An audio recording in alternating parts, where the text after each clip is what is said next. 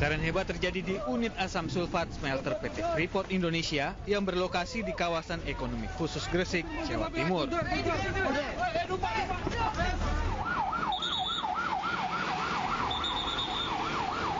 Tim gabungan pemadam kebakaran dari pemerintah Kabupaten Gresik dan tim tanggap darurat PT Freeport bergerak cepat ke lokasi untuk menangani kebakaran.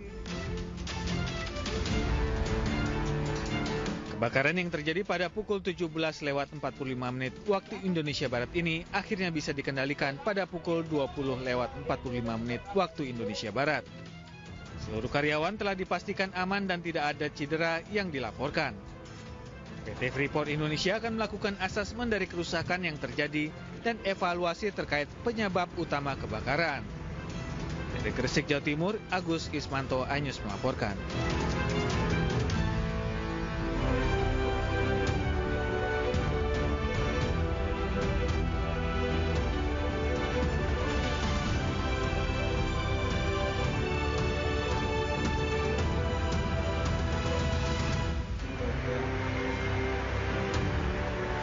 Tertangkap kabur usai tabrak sejumlah pemotor, satu mobil yang dikemudikan mahasiswa di Solo, Jawa Tengah jadi sasaran amukan warga. Prabowo Subianto mengundang sejumlah tokoh yang akan menjadi menteri dalam kabinetnya. Beberapa tokoh wanita terpilih, salah satunya mantan istri Ahok, Veronica Tan.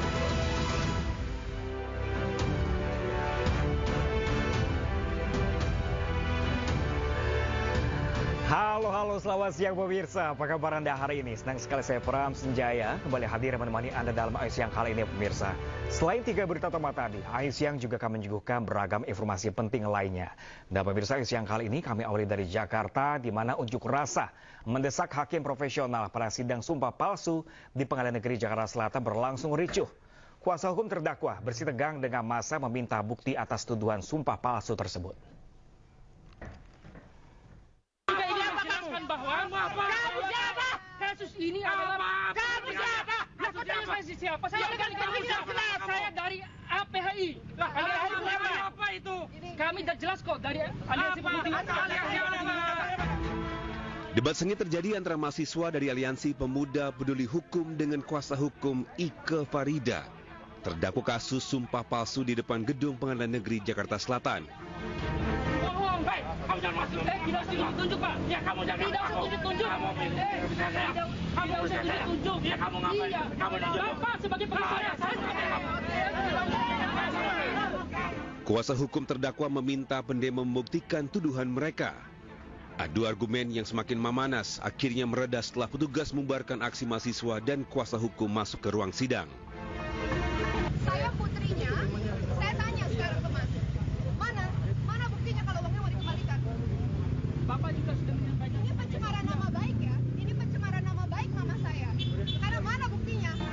Aliansi Pemuda Peduli Hukum meminta hakim profesional dalam mengadili perkara sumpah palsu yang mendudukan Ike Farida sebagai terdakwa. Kami sih meminta kepada majelis hakim untuk memenuhi tuntutan JPU. Karena dalam perkara ini diduga Ike Farida dalam keterangan palsunya itu melanggar pasal 242 ayat 1 KUHP. Sementara itu dalam sidang lanjutan pemberian keterangan palsu dengan terdakwa Ike Farida mengagendakan tanggapan jaksa penuntut umum atas eksepsi terdakwa. Jaksa meminta agar hakim menolak seluruh eksepsi terdakwa. Menanggapi jaksa, kuasa hukum terdakwa Kamarudin Simanjuntak menilai tuntutan tersebut tidak mendasar, di mana di dalamnya tidak ditemukan unsur pidana yang dilakukan Ike Farida. Ada surat dari Kapolri. Surat Kapolri itu ke saya dan ke Polda. Isinya sama, lebih jelas yang ke Polda. Katanya tidak ada mens rea, tidak ada tindak pidana. Pasal 242. Kok bisa langsung terbukti? Tidak, padahal tidak melakukan apa-apa, hanya koordinasi antara Kapolda dan Kajari dan Kajati. Nah, itulah keheranan kami dalam perkara ini. Silakan. Diketahui kasus ini bermula ketika Ike Farida menggugat PT Elite Prima Hutam terkait pembelian unit apartemen. Namun gugatan ditolak hingga ke kasasi. Gugatan baru dikabulkan setelah ada bukti baru ketika peninjauan kembali. Namun novum tersebut diduga sudah digunakan pada sidang sebelumnya sehingga Ike dilaporkan ke dugaan sumpah palsu. Dari Jakarta, Helmi Sajangbati, iNews melaporkan. Pemirsa, aksi demonstrasi warga di depan kantor Wali Kota Kendari berujung bentrok. Setelah dicegah oleh Satpol PP, satu warga berupaya memasuki kantor Wali Kota untuk menyampaikan aspirasi. Warga pun menuntut agar pemerintah Kota Kendari mengatasi banjir dan tegas tidak mengeluarkan izin terhadap pengembang perumahan yang menyebabkan banjir.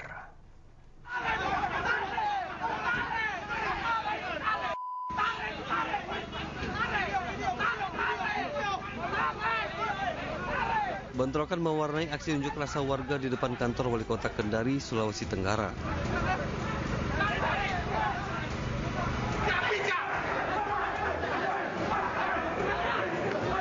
Bentrok pecah saat warga memaksa masuk kantor Wali Kota namun dihadang aparat Satpol PP.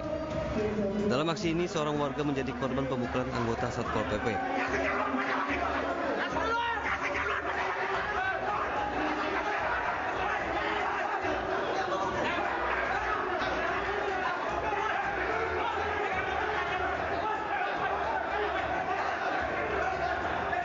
Atas kejadian ini, Kasat Pol PP Kota Kendari meminta maaf dan berjanji memproses dan menyerahkan anggotanya ke Polres Kendari. Unjuk rasa dilakukan menuntut ketegasan pemerintah Kota Kendari menyikapi maraknya pembangunan perumahan subsidi maupun komersil yang dinilai sembarangan dan menjadi salah satu penyebab banjir.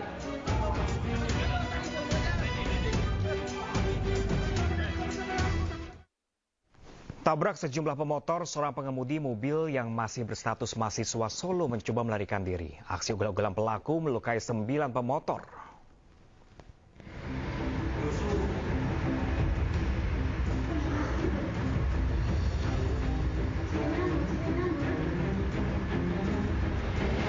Dalam rekaman CCTV SPBU Purwosari Kota Solo, sejumlah pemotor menghentikan pengemudi mobil yang kabur usai menabrak beberapa kendaraan. Warga merusak mobil pelaku menggunakan batu sebelum pelaku dipaksa keluar dari mobilnya. Pelaku yang ternyata merupakan mahasiswa salah satu universitas di Solo kemudian diamankan ke kantor pajak terdekat untuk hindari amuk massa. Menurut salah satu korban, aksi ugal-ugalan pelaku melukai 9 orang, termasuk balita 2 tahun. Kronologinya yang pertama untuk rute tadi saya diserempet pertama di sebelah Masjid Al-Aqsa Purbayan. Kemudian yang kedua, posisi saya di depan kantor pajak ketika berhenti. Itu sempat menabrak beberapa korban gitu ya? Ya, jadi sepanjang jalan rute tadi yang saya sebutkan, itu hampir sekitar kurang lebih ada 9 atau 10 korban. Pihak Satlantas Polresta Solo menyatakan pelaku diduga panik sehingga menabrak sejumlah kendaraan. Kemudian saat itu pengemudi kendaraan tersebut hendak berangkat ke salah satu kampus. Tempat tersebut terlibat kecelakaan, namun karena mungkin dari si pengemudi ini panik atau mungkin juga karena takut sehingga tidak menghentikan kendaraannya maupun tidak menolong korban. Polisi kini tengah memeriksa lebih lanjut pelaku. Dari Solo, Jawa Tengah, Septiantoro melaporkan. Sementara itu, pemirsa, seorang ibu rumah tangga di Padang, Sumatera Barat nekat mencuri barang kebutuhan rumah tangga di sebuah swalayan. IRT ini mencuri dengan cara memasukkan barang-barang ke dalam tas miliknya.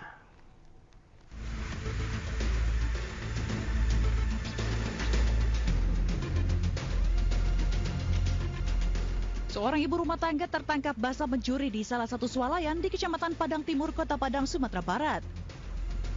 Modus IRT mencuri dengan berpura-pura membeli barang belanjaan. IRT lalu mencari tempat sepi untuk memasukkan barang yang diambil ke dalam tas yang dibawanya. Tanpa ia sadari, aksi yang dilakukan berulang kali itu terekam kamera pengawas. Saat hendak keluar, wanita parubaya tersebut dihadang petugas keamanan swalayan yang sudah menantinya. Ketika diperiksa, didapati sejumlah kebutuhan rumah tangga berupa minyak goreng, telur, buah yang disembunyikan di dalam tas. Petugas kepolisian yang datang ke TKP langsung mengintegrasi dan memboyong pencuri ke Mapolresta Padang guna mempertanggungjawabkan perbuatannya. Ditengok di CCTV tadi bang, dia ngambil barang kayak berupa telur, minyak goreng, terus perlengkapan rumah tangga, kayak minyak goreng lah semuanya. Dia sendiri atau gimana? Sendiri bang, pakai motor nih motornya. Pelaku dijerat pasal pencurian dengan ancaman hukuman maksimal 4 tahun penjara. Dari Padang, Sumatera Barat, Budi Sunandar, iNews melaporkan. Seorang pencuri mobil mewah di parkir basement hotel di Semarang, Jawa Tengah ditangkap. Saat penangkapan di tol Trans Jawa, polisi sempat melepaskan tembakan peringatan untuk menghentikan pelaku. Ya, suruh berhenti dong, berhenti! Berhenti!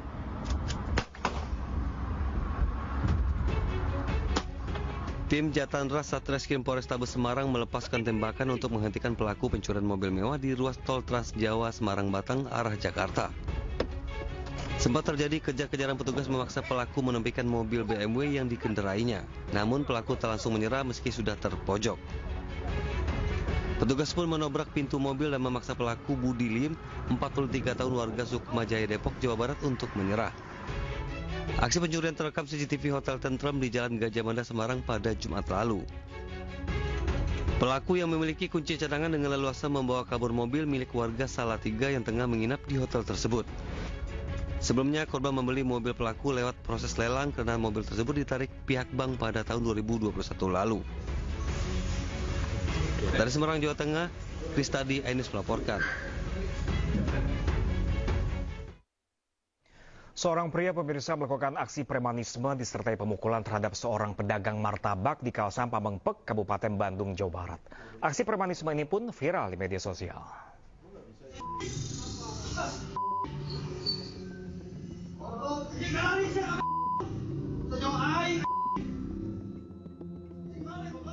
Seorang pria yang diduga preman ini melakukan pemalakan disertai pemukulan terhadap seorang pedagang martabak di kawasan Pamengpek, Kabupaten Bandung, Jawa Barat. Aksi premanisme ini terekam kamera CCTV dan viral di media sosial.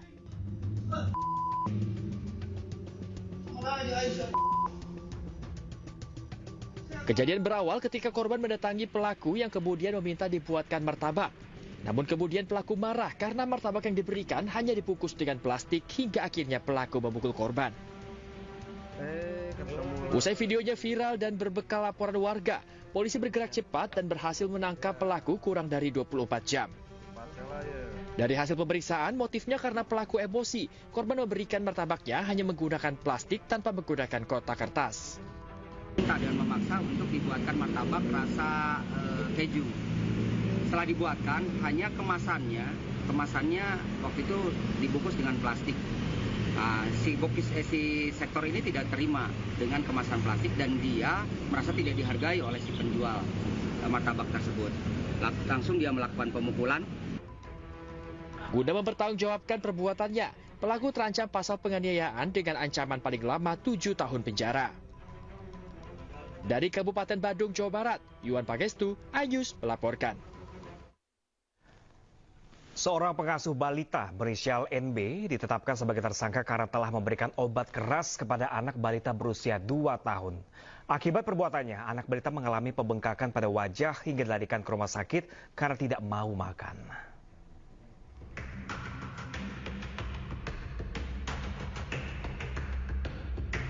NB, seorang babysitter atau pengasuh balita ini mengakui perbuatannya kepada polisi usai memberikan obat keras kepada balita 2 tahun di Surabaya, Jawa Timur.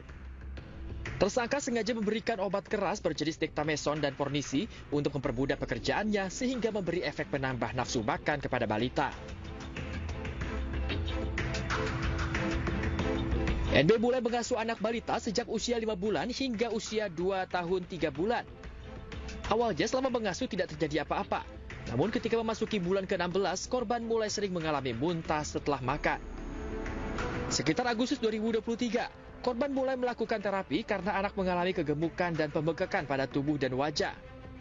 Selama masa terapi, orang tua korban pun curiga menemukan adanya pil yang diberikan kepada anaknya selama hampir setahun lamanya. Obat keras ini dibeli tersangka secara online.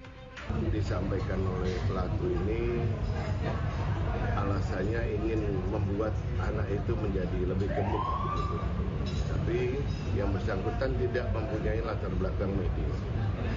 Hingga kini polisi telah memeriksa 12 orang saksi dan telah menetapkan NB sebagai tersangka. Dari Surabaya, Jawa Timur, Harita Bayong, iNews melaporkan. Prabowo Subianto mengundang sejumlah tokoh yang akan menjadi menteri dalam kabinetnya. Beberapa tokoh wanita terpilih, salah satunya adalah mantan istri Ahok, Veronica Tan. Selengkapnya sesaat lagi pemirsa, jangan kemana-mana, tetaplah bersama kami.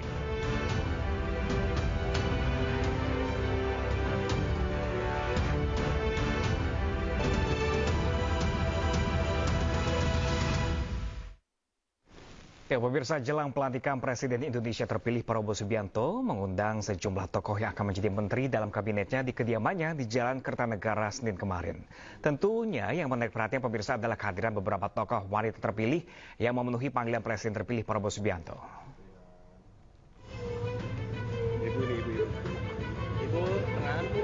Sosok tokoh wanita pertama adalah Sekretaris Pengurus Pusat Nahdlatul Ulama, Arifah Khoiri Fauzi, yang nampak hadir di Kertanegara kemarin siang.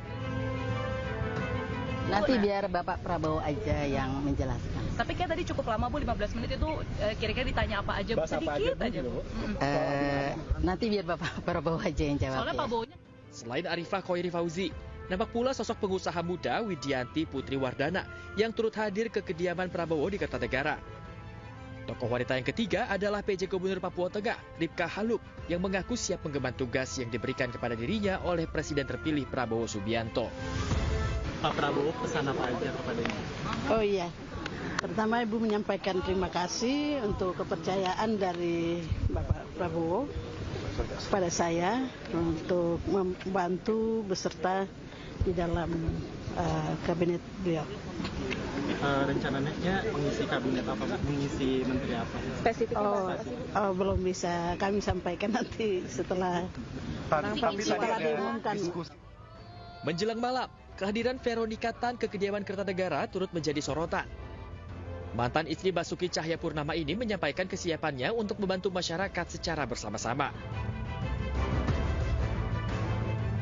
Saya baru dipanggil, Bu tolong lihat kamera. Ya. Kamera Bu.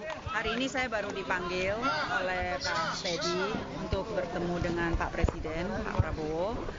Ya, semoga saya bisa melayani masyarakat untuk kedepannya. Tapi untuk semuanya saya masih menunggu Pak Presiden yang mengumumkan. Tidak hanya Veronica Tan, hadir pula Ketua Komisi 1 DPR RI, Mutia Hafid, yang tiba di kediaman Kertanegara pada Senin malam. Tadi saya diundang setengah jam lalu, jadi baru banget diundangnya, kemudian datang dan diskusi sedikit terkait tugas-tugas yang memang sudah menjadi bidang saya. Itu saja mungkin beliau mengajak kemudian memperkuat tim beliau. Selain keempat calon menteri perempuan yang sudah dipanggil, kedatangan Menteri Keuangan Sri Mulyani ke Rumah Kertanegara semakin menegaskan bahwa dirinya diminta kembali menjadi Menteri Keuangan. Ya pemirsa, selain tokoh wanita, Presiden Prabowo juga memanggil sejumlah tokoh baru dari berbagai latar belakang ke Kertanegara, Jakarta Selatan. Tokoh-tokoh ini proyeksikan akan mengisi posisi menteri dan kepala lembaga di pemerintahan Prabowo Gibran.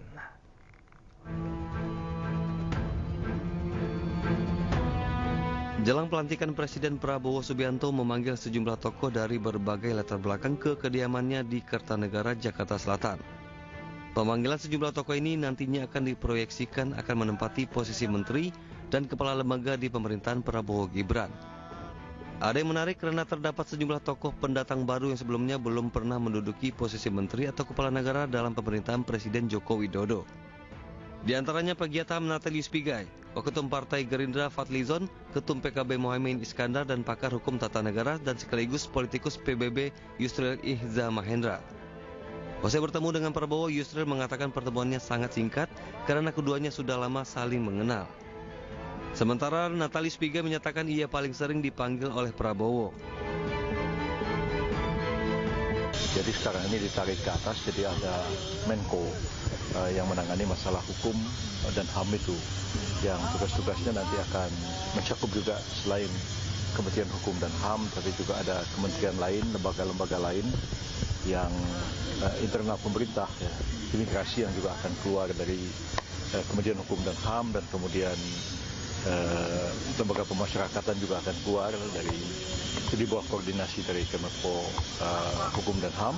Begini, mungkin saya dari semua orang itu yang sering dipanggil.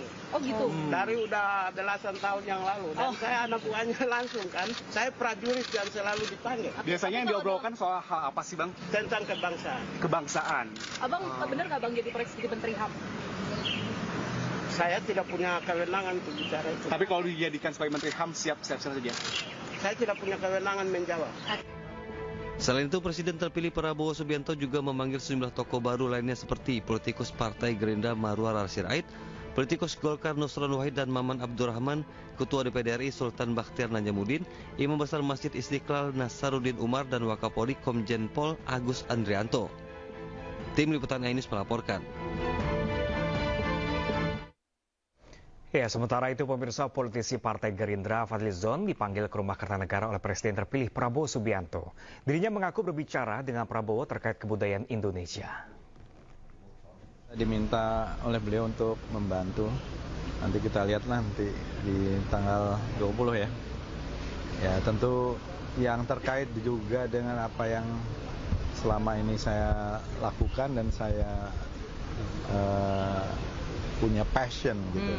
Abang kan biasanya di BKSAP, berarti harusnya Menteri Luar Negeri dong. Tapi isinya Abang Menteri Kebudayaan. Ya pokoknya kalau passion saya dari dulu sebenarnya itu. Apa tuh Bang? Ya mengurusi berbagai macam heritage ya dan lain-lain. Kebudayaan ya Bang ya. Okay. Jadi ya kita lihat nanti. Tapi apa yang ditekankan cukup banyak. One-on-one sama Pak Prabowo tentang heritage tadi? Kita nih harus reinventing Indonesian identity, gitu ya. Itu saya kira bagaimana kita menemukan kembali identitas Indonesia. Karena kita ini kan bangsa yang mega diversity, ya. Dan kita ini sebenarnya bisa menjadi ibu kota budaya dunia, gitu ya. Pemanggilan sejumlah tokoh oleh Presiden terpilih Prabowo Subianto masih terus berlangsung hingga saat ini. Politisi Marwarar Sirait adalah nama berikutnya yang datang ke Kertanegara. Ya, pesannya harus kerja keras sekali. Tuh, saya ditugaskan untuk hal yang ya harus bekerja keras sekali dan semoga bisa bermanfaat bagi rakyat banyak. Spesifiknya ngomongin apa nih? Ya, tugas tadi yang ditugaskan kepada kami. Jadi tugas yang ya semoga itu bisa bermanfaat bagi banyak rakyat Indonesia. Kerja keras membantu di bidang apa? Soal perumahan mungkin? Nanti Pak Prabowo sampaikan lah. Ya. Tapi ada nggak Bang soal perumahan dibahas dengan Pak Prabowo tadi? Ya, penting doakan kami sehat, ya, tetap rendah hati dan bisa bekerja sama dengan seluruh stakeholder, ya, bupati, wali kota, gubernur, dan kementerian lainnya, teman-teman TNI Polri, karena memang tugas kami, ya, semoga bisa membantu rakyat Indonesia. Bang, ini kan tokoh-tokoh yang datang semua pada pakai baju batik. Dikasih taunya emang harus pakai baju batik atau ini inisiatif atau kompakan atau emang udah ada grup ya Bang? Ya. Udah ada dress code ya Bang? Hatinya udah sama. Kalau hatinya udah sama, bajunya. Kalau hatinya sama, batiknya sama dong Bang. Ada Bapak Presiden terpilih dan juga ada Bapak Dasko. Ya, dan juga tadi saya salaman dengan Mas Didit. Oh, tapi berarti di ruangan hanya Pak Prabowo aja ya Bang? Atau orang-orang itu juga semuanya juga di ruangan? Itu rahasia. Oh, ya. rahasia. Ya. Makasih ya. Ya, pemirsa, tokoh NU juga menjadi kalangan yang juga dipanggil Presiden terpilih Prabowo Subianto. Meski belum memberikan keterangan lengkap, Arifatul Khoiri mengakui datang memenuhi panggilan bekerja sama membangun bangsa. Cuma silaturahmi aja dengan Bapak Prabowo. Tadi disampaikan nggak sih Bu, ada mungkin soal topik atau isu tertentu? Nanti Ibu maju biar sedikit boleh Bu, teman-teman wartawan. Maju dikit Bu. Nanti biar Bapak Prabowo aja yang menjelaskan. Tapi kayak tadi cukup lama Bu, 15 menit itu kira-kira ditanya apa aja Bu? Sedikit aja Bu. Nanti biar Bapak Prabowo aja yang jawab. Soalnya ya. Pak Bowo-nya nggak doorstop, Bu. Coba nanti setelah ini, doorstop setelah ini. Iya, Bu. Iya, nggak apa-apa. Ibu tadi bahas apa aja, Bu? Spesifiknya di dalam, Bu. Biar Pak Prabowo aja ya. Makasih. Ibu, nama Ibu kan, Ibu juga bukan politikus, Bu. Nah, tadi ini apakah memang Ibu sejak lama diajak berdiskusi dengan Pak Bowo, atau ini kali pertama, atau sebelumnya sudah bertemu dengan siapa misalnya, Bu? Beberapa kali sih. Apa aja, Bu? Berarti dari 2 bulan lalu kah, Bu? Enggak. Atau sebelum? Enggak juga. Oh. Nanti aja ya. Terima kasih teman-teman wartawan. Jajaran Menteri di Kabinet Indonesia Maju Jokowi Ma'ruf Amin masih memiliki daya pikat bagi Presiden terpilih Prabowo Subianto. Setidaknya pemirsa ada 15 nama menteri dan wakil menteri yang dipanggil ke kediaman Prabowo di Jalan Kertanegara, Jakarta.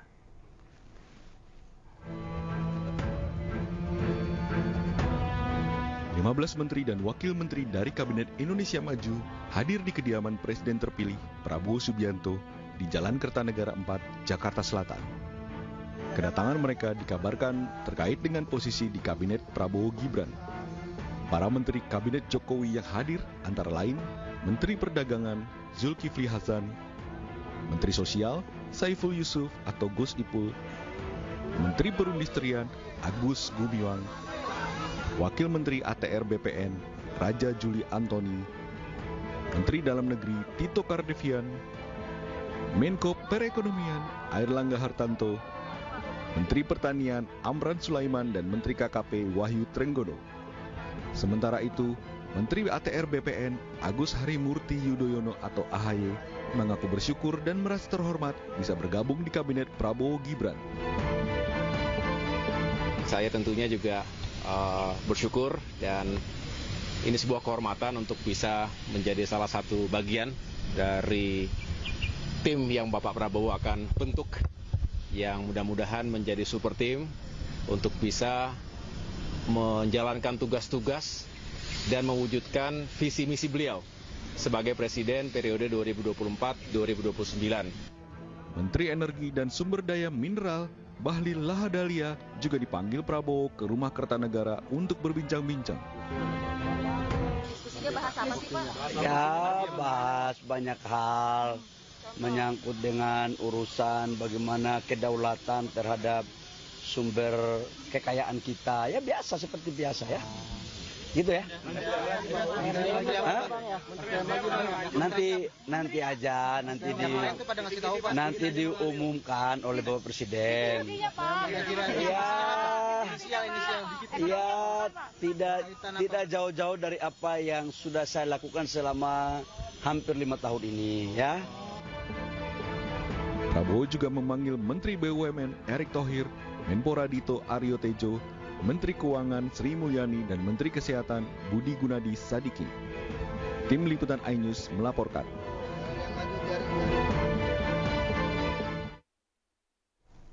Dan pemirsa, berikut adalah nama-nama menteri era Presiden Jokowi yang diprediksi kembali masuk dalam susunan Kabinet Pemerintahan Prabowo Subianto dan Gibran Rakabuming Raka.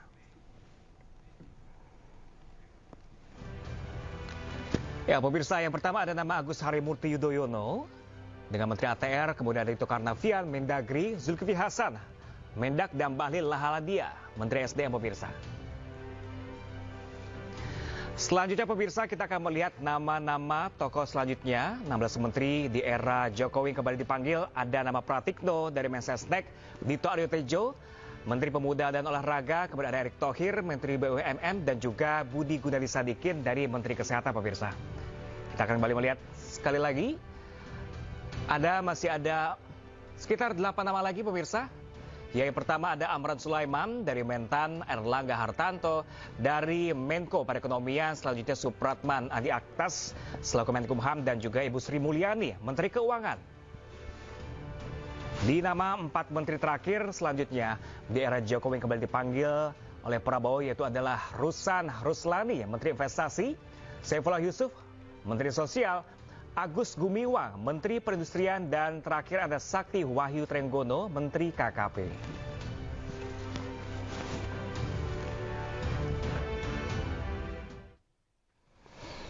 Ya, pemirsa, hari ini Prabowo masih akan memanggil sejumlah nama untuk posisi menteri dan wakil menteri. Siapa saja mereka, pemirsa, dan seperti apa situasi di Kertanegara, Jakarta Selatan pada siang hari ini? Tetap bersama kami di Ayu Siang.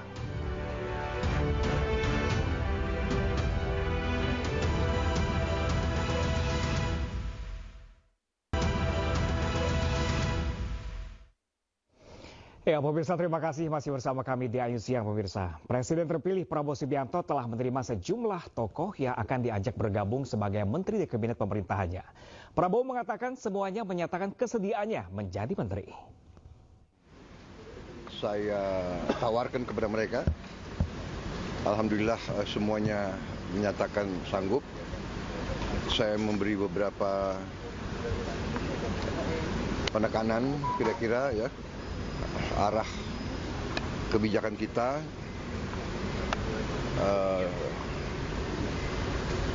secara garis besar saya puas ya, dan suasana sangat baik. Semuanya mengerti bahwa kita harus bekerja dengan baik, bekerja dengan keras, bekerja sebagai tim. Dalam suasana dunia penuh ketidakpastian, kita benar-benar harus bekerja dengan teamwork yang sangat baik. Ya, pemirsa, jelang pelantikan Presiden, Prabowo Subianto memanggil puluhan tokoh dari berbagai latar belakang ke Kertanegara, Jakarta Selatan. Tokoh-tokoh ini diproyeksikan nantinya akan mengisi posisi menteri dan kepala lembaga di pemerintahan Prabowo Gibran, pemirsa. Dan berikut, pemirsa, kita akan simak bersama-sama nama-nama calon menteri yang dipanggil Prabowo, pemirsa. Ya, pemirsa, kandidat menteri yang telah dipanggil Prabowo, pemirsa. Yang pertama ini adalah nama Saifullah Yusuf, pemirsa. Di mana politisi PGP ini menjabat sebagai di pemerintahan. Kemudian, pemirsa, di nama kedua ada Nusron Wahid, seorang politisi dari Partai Golkar, di mana namanya dikenal sejak terpilih sebagai Ketua Umum JP Ansor pada tahun 2011. Dan yang ketiga ada nama Marwar Sirait, atau biasa dipanggil Ara, di mana sebelum bergabung di Gerindra, karir politik Ara ini dimulai sejak ia bergabung dengan PDP di tahun 99, pemirsa. Kemudian nama keempat ada nama Wi Haji, yaitu mantan Bupati Batang periode 2017 hingga 2022, di mana Wi Haji ini juga pernah jadi kader Partai Golkar yang saat ini menduduki jabatan Wakil Ketua Umum Golkar, pemirsa. Di nama-nama selanjutnya, pemirsa, di nama kelima kita akan bersama-sama, pemirsa, ini adalah nama dari Abdul Qadir Karding, di mana selaku politikus PKB yang juga mantan anggota DPR dalam beberapa periode, yang digadang-gadang akan menjadi Menteri Perlindungan Pekerja Migran. Dan di hadapan awak media pun, Karding ini mengaku diminta untuk fokus memperkuat perlindungan terhadap pekerja Indonesia yang berada di luar negeri.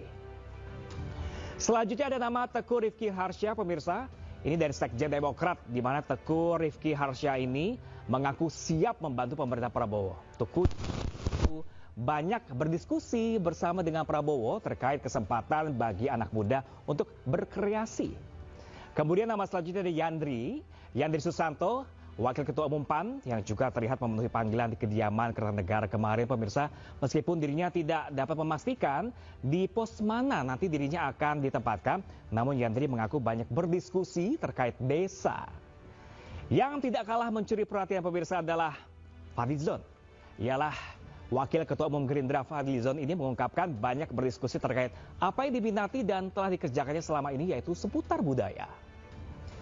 Di nama selanjutnya, kita kembali bersama-sama ada politikus Gerindra. Kembali, pemirsa, ada nama Prasetyo Hadi yang mengaku siap untuk membantu Prabowo dalam memajukan program prioritas di pemerintahan ke depan. Kemudian ada juga nama Natalius Pigai, seorang aktivis HAM yang terlihat di Kertanegara pada sore kemarin. Di sebelahnya, pemirsa, ada nama pengusaha muda bernama Widianti Putri Wardana yang juga hadir di kediaman Prabowo. Widianti ini terkenal dengan keahliannya di dunia bisnis, terutama dalam sektor agribisnis dan juga energi, pemirsa.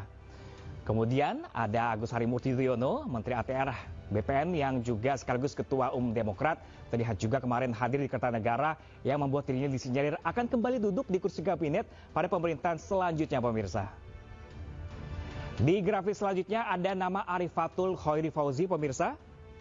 di mana beliau merupakan sekretaris pengurus pusat Muslimat NU.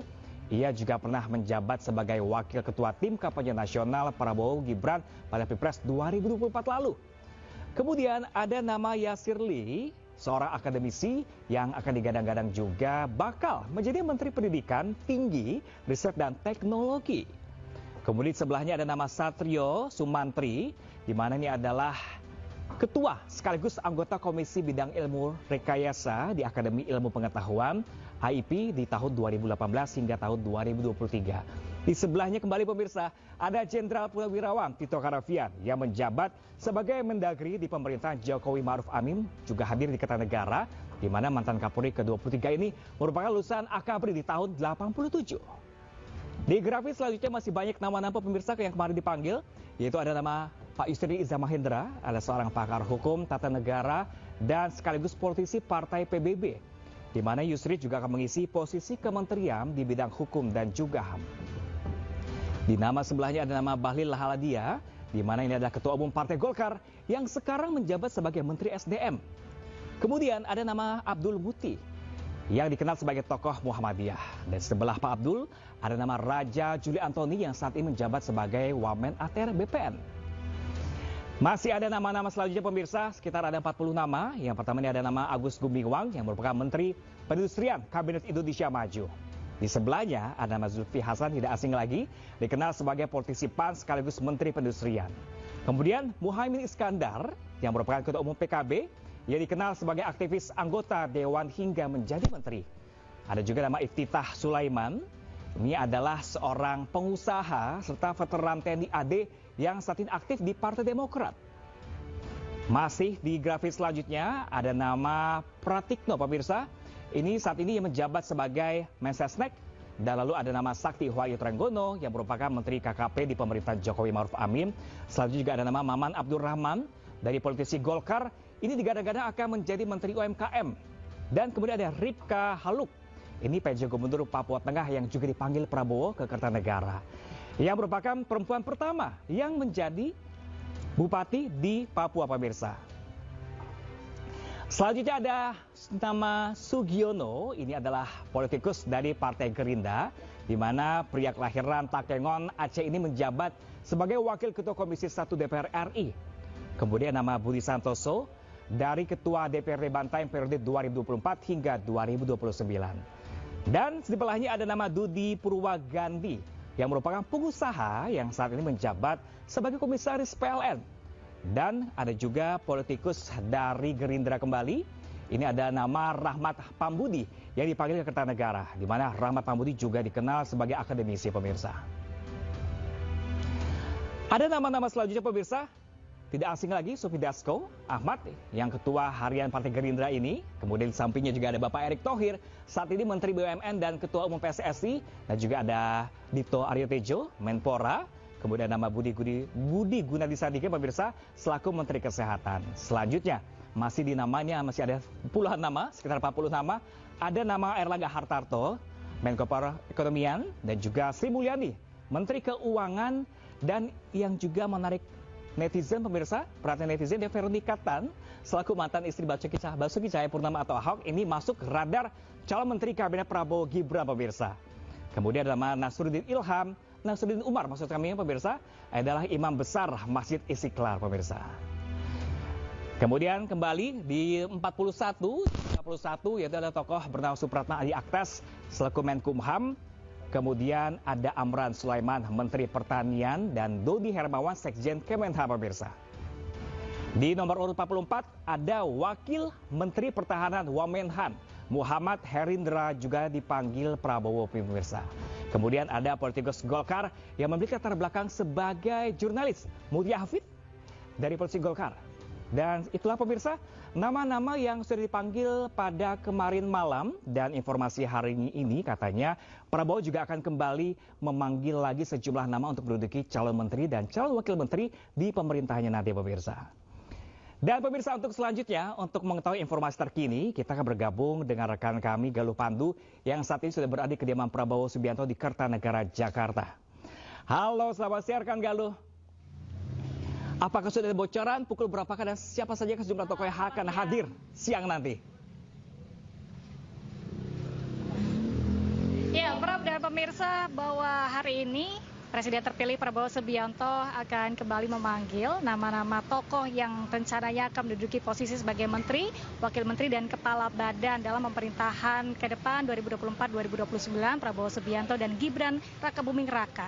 Agendanya pemanggilan tersebut akan dilakukan mulai pukul 14.00 waktu Indonesia Barat. Sampai sejauh ini kami melihat di kediaman Jalan Kertanegara 4, Kebayoran Baru, Jakarta Selatan belum ada pergerakan signifikan, belum ada tokoh-tokoh yang datang untuk memenuhi panggilan Prabowo Subianto. Kami berada di samping, tepat di samping gerbang Jalan Kertanegara 4 di kediaman Prabowo Subianto dan masih belum ada pergerakan atau tanda-tanda dari kehadiran para tokoh yang akan dipanggil oleh Prabowo hari ini. Rencananya ada dua nama calon menteri dan ada beberapa tokoh untuk menduduki posisi wakil menteri dan juga kepala badan.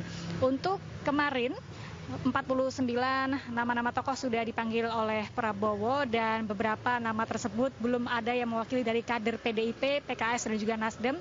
Namun hari ini sepertinya dua nama calon menteri berasal dari kader PDIP yang disebut-sebut yang kami dengar adalah Abdullah Azwar Anas yang menjabat sebagai Menpan RB dan juga Budi Gunawan yang menjabat sebagai Kepala Badan Intelijen Negara. Informasi terbaru yang kami dapatkan bahwa hari ini Budi Gunawan dicopot jabatannya sebagai Kepala Badan Intelijen Negara dan kami masih belum tahu apakah dua nama ini nantinya akan hadir untuk memenuhi panggilan dari Prabowo Subianto. Ada satu lagi nama dari kader PDIP yaitu Oli Dudu Rambai. Kami juga masih belum bisa mengkonfirmasi apakah nama-nama ini nantinya akan hadir di sini memenuhi panggilan dari Prabowo Subianto. Namun yang jelas bahwa ada nama-nama lagi dari untuk menduduki posisi menteri, wakil menteri dan posisi kepala badan maksud kami. Dari nama-nama tersebut dan mereka-mereka yang terpilih untuk menduduki posisi di kabinet Prabowo Gibran nantinya akan melakukan pembekalan yang akan dilaksanakan besok 16 Oktober di Hambalang, Bogor, kediaman dari Prabowo Subianto. Sampai saat ini kami juga dapat informasikan ada nama-nama baru yang akan menduduki posisi di kabinet Prabowo Gibran. Dan nama-nama tersebut juga tadi sudah disebutkan oleh Anda, Pram dan pemirsa, dan kami akan terus memperbaharui siapa-siapa saja nanti akan hadir di sini memenuhi panggilan Prabowo untuk menduduki posisi kabinet Prabowo Gibran 2024-2029. Kembali ke Anda, Pram. Ya, melaporkan langsung dari kediaman Prabowo Subianto di Kertanegara, Jakarta, Garuh Pandu, kami masih menanti update terbaru dari Anda dan selamat bertugas kembali. Dan pemirsa selanjutnya, Aisyah akan dibawa rekan saya Fazila Karunisa. Halo, selamat siang Zila. Ada informasi menarik pada segmen selanjutnya nanti. Hai Pram, terima kasih. Nah pemirsa, nanti selanjutnya ini di News Siang ada informasi mengenai jasad seorang pria terbungkus selimut begitu yang penuh luka di wajah ditemukan di dalam jurang Sitinjau Laut, Kota Padang, Sumatera Barat. Jangan kemana-mana, informasinya sesaat lagi.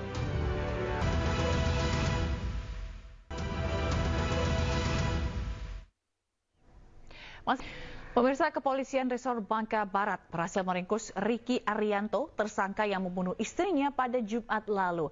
Tersangka diringkus saat bersembunyi di hutan setelah 4 hari jadi buron.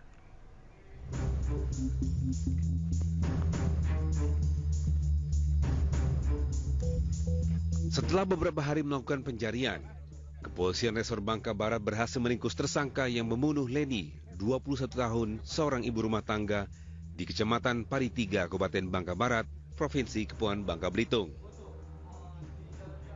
Tersangka atas nama Ricky Arianto, 26 tahun, yang tak lain adalah suami dari Leni.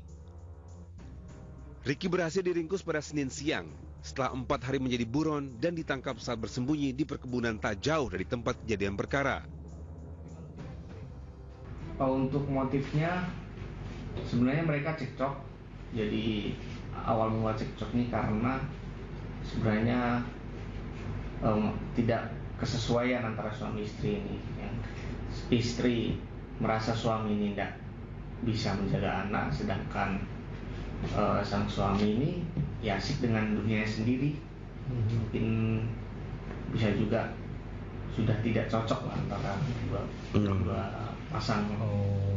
Terus? Karena saya udah gila katanya. Terus? Itu apa? Jadinya waktu itu. Itu seketika muncul ide nak bunuh atau memang lama abang nak rencana ke istri tu? Oh, seketika? Iya. Terus kenapa kabur bang? Abang kabur tuh ngapa? Takut? Oh. Selama berapa hari itu kemana ya, Bang? Di hutan, Pak. Hutan. Ada tak yang bantu abang? Entah support makanan, entah duit? Dari abang sendiri lah? Iya. Sekarang cuman bang, nyesal atau apa? Nyesal. Sebelumnya korban atas nama Leni ditemukan tewas bersimbah darah pada Jumat dini hari lalu di tempat tidurnya. Ibu muda itu tewas setelah menderita sejumlah luka di bagian leher dan dada akibat ditusuk oleh suaminya sendiri. Dari Bangka Barat, Bangka Belitung, Oma Kisma, iNews melaporkan. Dari informasi lainnya, pemirsa, Direktorat Perfilman Musik dan Media Ditjen Kebudayaan Kemendikbudristek raih 2 penghargaan sekaligus dalam ajang Kementerian dan Lembaga Negara Awards 2024. Salah satunya untuk kategori inovasi. Penghargaan ini merupakan apresiasi tertinggi bagi kementerian dan lembaga negara yang menginspirasi dan telah menunjukkan kinerja unggul serta memberikan dampak positif bagi masyarakat luas.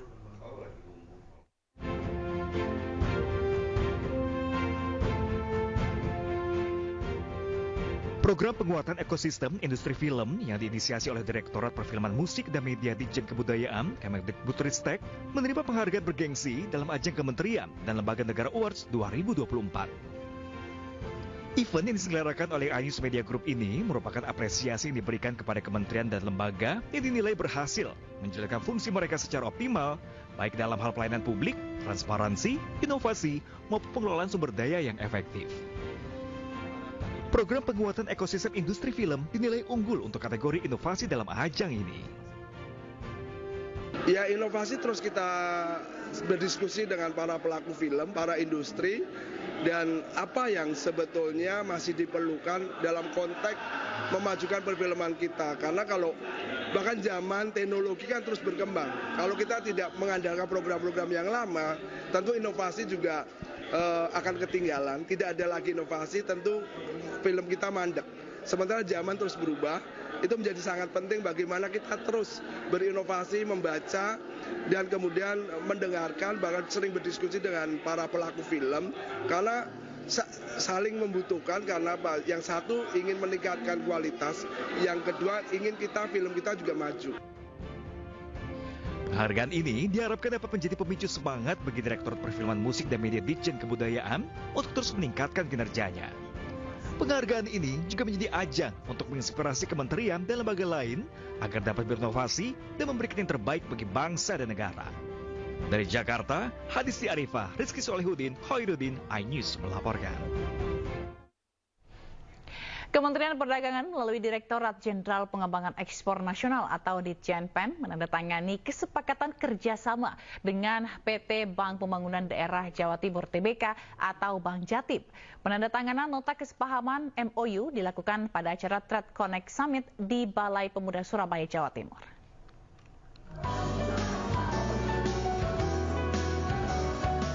Dalam prosesi penandatanganan, Sekretaris Direktorat Jenderal Pengembangan Ekspor Nasional Muhammad Suaib Sulaiman mewakili Kemendak dan Direktur Keuangan Treasury and Global Services Edi Masrianto mewakili Bank Jatim. Kerjasama ini sebagai bentuk sinergi antara Kementerian Perdagangan bersama Bank Jatim untuk memperkuat UKM berorientasi ekspor melalui pengembangan kapasitas dan akses pasar ekspor. Suatu sinergitas ya antara Kementerian Perdagangan dan BPD Bank Jatim, di mana tujuan ini merupakan suatu momen yang sangat bagus ya dalam rangka meningkatkan pelaku-pelaku UKM untuk berdaya saing lebih tinggi, karena di mana support dari Bank Jatim ini sangat besar sekali manfaatnya. Ini bagian penting kenapa? Karena Jawa Timur itu punya potensi UMKM dan potensi sumber daya alam yang memang bisa menopang untuk ekspor. Yang paling persoalan adalah UMKM itu perlu peningkatan kapasitas untuk bisa mengakses, belajar untuk bertransaksi internasional, dan juga perlu pengalaman. Kami sekarang sedang giat-giatnya mengembangkan UMKM yang punya nilai untuk melakukan transaksi ekspor. Nah, kita melakukan klinik coaching, mentoring pada mereka sedari yang awal sampai dia bisa berangkat menjadi mengekspor barang. Trade Connect Summit merupakan kegiatan yang diselenggarakan oleh Bank Jatim bekerjasama dengan Kementerian Perdagangan. Kegiatan ini menghadirkan para perwakilan perdagangan yang turut membawa pembeli internasional yaitu dari Malaysia, Taiwan, Thailand, Uni Emirat Arab, dan Jepang. Dari Surabaya, Jawa Timur, Rahmat Ilyasan, iNews melaporkan. Empat tahun pasca COVID-19, Indonesia alami keterpurukan perekonomian. Dan kini sejumlah pelaku usaha mulai bangkit dan berbenah. Informasi selengkapnya akan kami hadirkan sesaat lagi. Tetaplah di iNews ya.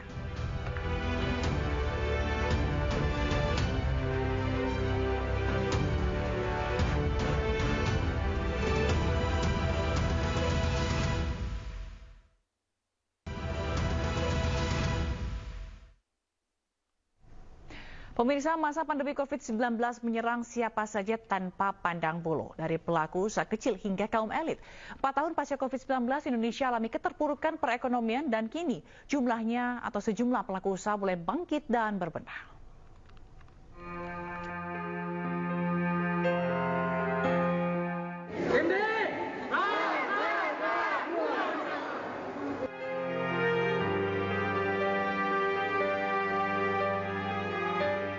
Tahun 2020 hingga 2022 adalah masa kelam bagi Indonesia, bahkan dunia akibat pandemi COVID-19 menyerang.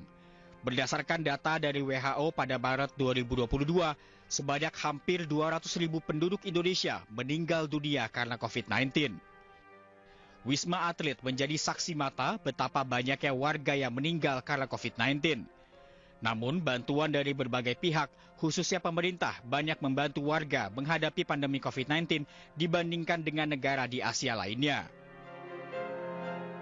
Bantuan-bantuan dari pengusaha, ya, dari media, tokoh masyarakat, akademisi, ya, kemudian dari tentunya pemerintah, dalam hal ini kan pasti Satgas, ya, gugus tugas pusat BNPB, kemudian TNI yang jelas kan, yang di ring 1 waktu pertama kali karantina COVID, ya, mulai Natuna, Pulau Sebaru, dan di Wisma Atlet ini berakhir. Ya. Ini tentunya Kementerian Kesehatan juga, ya, semua mempunyai peran. Ya, ini gedung ini termasuk punya dari PUPR, nih, Kementerian PUPR. Kita sangat berterima kasih Kementerian PUPR sudah punya tempat yang sangat bagus sekali. Ya, kita tinggal menyekat-nyekat waktu itu untuk pembagian zonasi di lapangan. Sementara itu, lockdown dan pembatasan aktivitas warga pada masa pandemi COVID-19 berimbas pada krisis bagi kalangan elit dan juga pelaku usaha kecil.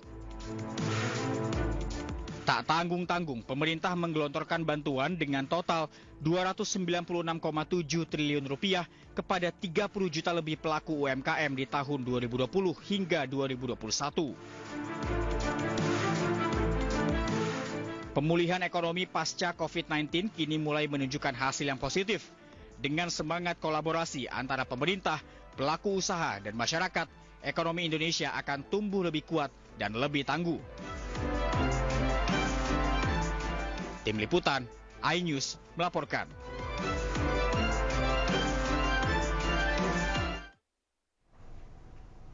Dan untuk membahas bagaimana perjuangan pemerintah dalam menanggulangi dampak COVID-19 dan bagaimana tantangannya pada saat itu, kita telah terhubung dengan Profesor Wiku Adhisa Smito, juru bicara Satgas Penanganan COVID-19 periode 2020-2022, dan Susi Juwono Mugiarso, Sekretaris Kemenko Perekonomian.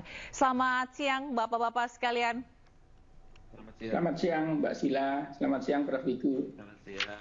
Baik, terima kasih. Kita ke Prof. Wiku dulu. Prof. Wiku, ini kan kalau kita melihat angka pengidap COVID-19 begitu ya, semakin lama semakin menurun begitu, dan juga kita juga sudah mulai bangkit perekonomian. Tapi kita bahas mengenai bagaimana kasus COVID itu sendiri dan dianggap berhasil ketika menerapkan kebijakan gas rem. Apa saja yang telah dilakukan pada saat itu, Prof? Baik, terima kasih. Jadi dari perspektif penanganan COVID-nya, sebenarnya kami menggunakan pendekatan pentahelix, jadi melibatkan semua unsur stakeholders yang ada di pemerintah maupun di masyarakat, baik di pusat maupun di daerah, sehingga kolaborasi lintas sektor lintas lembaga dan stakeholders itu berjalan dengan baik sehingga terjadi kerjasama yang baik sehingga pengendaliannya menjadi efektif karena semua masyarakat juga mengikutinya gitu karena sudah diberi penjelasan oleh berbagai aspek tersebut. Demikian. Oke, Pak Susi, dengan adanya kebijakan seperti ini begitu ya, apakah ini berdampak atau berpengaruh hingga Indonesia ini bisa survive dari keterpurukan ekonomi pada saat COVID? Ya, terima kasih Mbak Sila, Prof. Wiku. Ini sudah lama tidak bertemu dengan Prof. Wiku, sejak bersama-sama menangani pandemi hampir 3 tahun kita bersama-sama di Komite PCPN dan Satgas. Jadi tadi disampaikan Prof. Wiku, ini berkat kolaborasi bersama antara pemerintah pusat, daerah, dan seluruh elemen masyarakat, kita berhasil menyelesaikan penanganan COVID kemarin dan pemulihan ekonomi sekaligus. Tadi Prof. Wiku sudah menyampaikan berbagai upaya sejak awal, mulai kita membentuk Komite PCPN, penanganan COVID dan pemulihan ekonomi nasional, kemudian bagaimana mendorong akselerasi vaksinasi, kemudian penerapan mulai PSBB sampai PPKM, kemudian juga bagaimana kita menggulirkan Perlinsos untuk menjaga daya beli masyarakat kita, sampai kita juga melakukan fleksibilitas anggaran. Kemenkes juga waktu itu menyediakan anggaran untuk PCPN, khususnya untuk pemulihan ekonomi nasional itu sampai 1.645 triliun selama hampir 3 tahun. Jadi saya kira upaya-upaya ini sangat jelas hasilnya. Kita waktu itu diakui sebagai salah satu negara yang terbaik dalam penanganan COVID.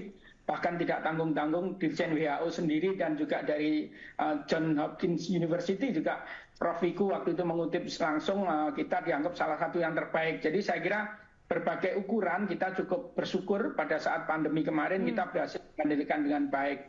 Nah di sisi ekonomi kita lihat pada saat terjadi pandemi di tahun 2020 itu memang terjadi penurunan pertumbuhan ekonomi kita.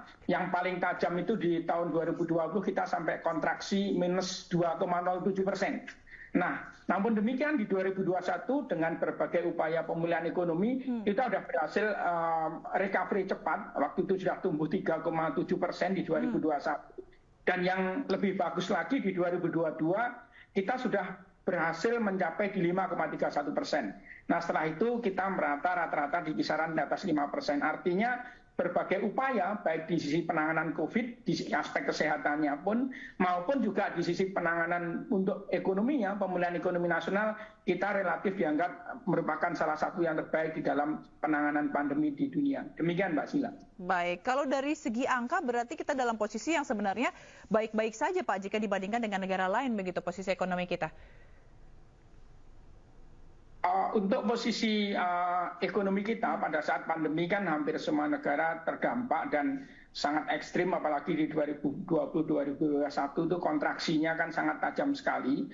Namun dengan berbagai upaya yang kita sampaikan tadi, kita di 2021 dan 2022 itu sudah recovery. Bahkan tadi yang saya sampaikan, walaupun ada low base effect karena di 2021-nya rendah, di 2022-nya kita malah berhasil di 5,31%. Dan angka-angka ini sebenarnya tidak hanya dari sisi pertumbuhan ekonomi. Justru selama pandemi kita mencapai titik paling rendah di tahun 2021, namun 2021-2022 kita recovery-nya cukup cepat. Berkat tadi kita semacam gas dan rem tadi antara aspek kesehatan dan aspek ekonomi.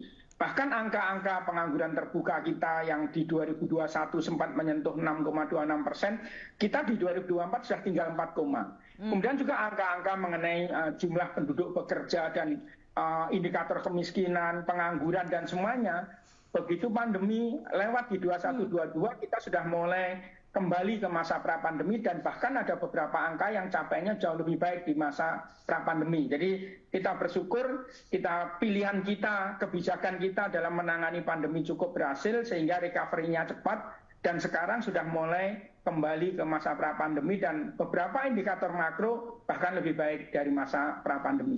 Baik.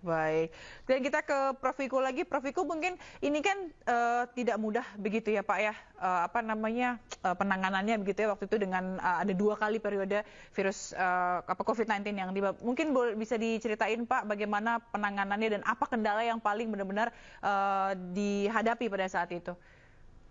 Ya, jadi yang utama itu adalah tadi sudah dijelaskan oleh Pak Sujiwiono bahwa gas rem itu penting. Jadi kegiatan ekonomi itu selalu kita monitor.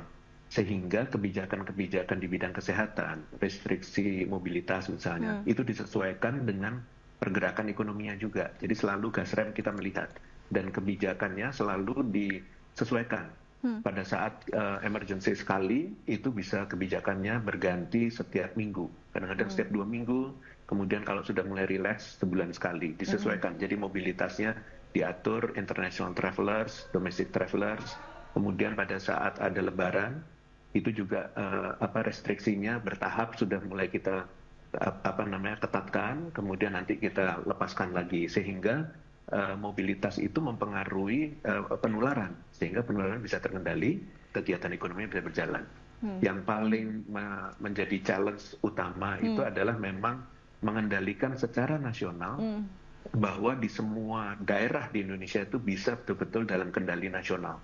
Maka dari itu Satgas selalu ada mulai dari pusat dan di daerah. Kerjasama kolaborasi dengan pemerintah daerah itu sangat baik. Nah itulah yang membuat akhirnya Indonesia bisa terkendali karena satu komando dari Presiden Republik Indonesia, dan datanya juga setiap saat Presiden itu mempunyainya, sehingga segala sesuatu perubahan langsung diketahui oleh beliau dan perintah juga langsung sampai langsung ke daerah. Jadi betul-betul TNI Polri percepatan vaksinasinya juga seperti itu.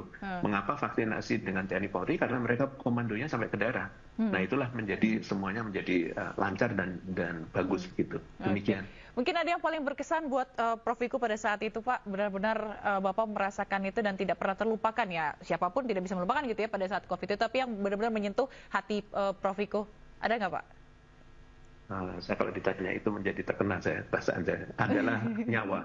Jadi nyawa itu selalu terbilang untuk kami.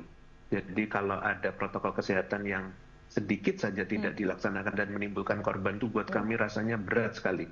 Dan itu harus kami hadapi terus sehingga selalu terjaga, dan alhamdulillah pada sampai dengan sekarang per 1 juta penduduk kematian kita dibanding negara lain kita jauh lebih bagus daripada negara lain yang besar-besar, bahkan di tetangga kita.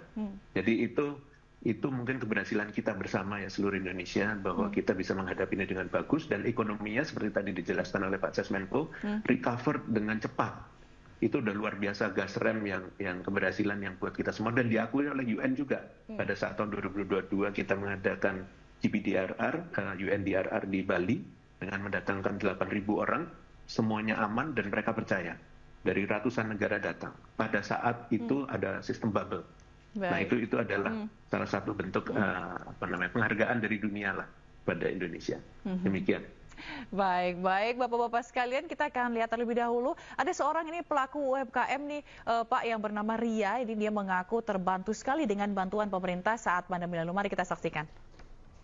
Dari pemerintah mungkin ada beberapa pihak yang mengambil data saya, dibantu oleh pemerintah untuk memberikan pelatihan-pelatihan seperti mengembangkan skill dalam bentuk pelatihan membuat kue, membuat roti, sangat membantu sekali karena pada saat itu alhamdulillah ya omset saya cukup menaik tajam, terus saya ditambah juga dengan beberapa instansi pemerintah akhirnya bekerja sama dengan saya, terus saya diberi kemudahan-kemudahan termasuk branding dari logo produk saya.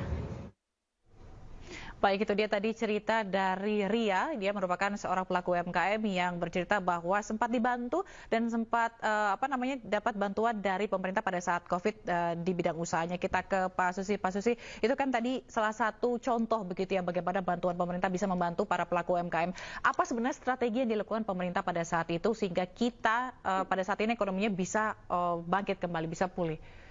Iya, Mbak Sila, sebenarnya memang kita sadari sepenuhnya bahwa sektor pekerja di kita itu sebagian besar pekerja informal, sehingga pemerintah menggulirkan berbagai bantuan, baik dalam bentuk perlinsos, perlindungan sosial kita, terutama untuk UMKM, kita mulai menggulirkan yang namanya BPUM, bantuan produktif untuk usaha mikro, kemudian juga ada bantuan subsidi upah untuk para pekerja, kemudian juga kita membebaskan dengan subsidi bunga untuk KUR dan sebagainya.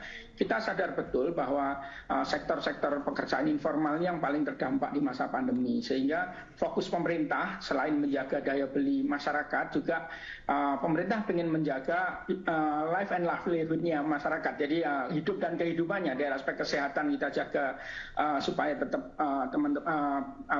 penanganan pandeminya bisa berjalan. Namun dari sisi aspek kelangsungan usaha itu pemerintah betul-betul menyiapkan berbagai skema bantuan. Bahkan bantuan-bantuan tunai kita kenalkan waktu itu BLT dana desa, BLT yang langsung ke pemerintah sampai di tingkat desa. Demikian juga bantuan tunai yang langsung ke PKL dan warung. Waktu itu juga sudah kita gulirkan. Artinya dengan penuh kesadaran pemerintah akan membantu sepenuhnya terutama masyarakat di sektor informal dengan berbagai program perlinsos tadi. Dan hasilnya saya kira bisa kita lihat di dalam 1-2 tahun proses recovery-nya cukup cepat, dan demikian juga anggaran-anggaran kita alokasikan tadi juga bisa menjaga sektor-sektor multiplier effect dari pertumbuhan ekonomi kita. Sehingga sebenarnya dengan pengorbanan kita menyediakan anggaran untuk bantuan sosial dan berbagai dukungan untuk usaha mikro tadi, selain menjaga keberlangsungan usaha, juga angka-angka makro kita menjadi cukup bagus. Karena itu sebenarnya dalam masa pandemi kemarin kita banyak belajar di mana berbagai bantuan yang kita gulirkan tidak semata-mata kita lihat dari aspek anggaran di APBN kita, tapi justru yang menolong kita di dalam angka-angka pertumbuhan ekonomi kita adalah bantuan-bantuan yang tadi seperti diterima oleh UMKM tadi, Mbak Sila. Oke, baik. Bagaimanapun dengan segala upaya dari pemerintah untuk menanggulangi COVID-19 pada saat itu, supaya ini menjadi juga evaluasi supaya ke depannya bagaimana amit-amit jangan sampai terjadi begitu ya. Hal yang besar terjadi lagi dapat ditangani dengan baik. Terima kasih Prof. Wiku Adhisa Smito, Jubir Satgas Penanganan COVID-19 periode 2020-2022, lalu Sekretaris Kemenko Perekonomian Susi Jiwono Mugiarso. Selamat siang Bapak-Bapak, terima kasih, sampai jumpa, salam sehat selalu.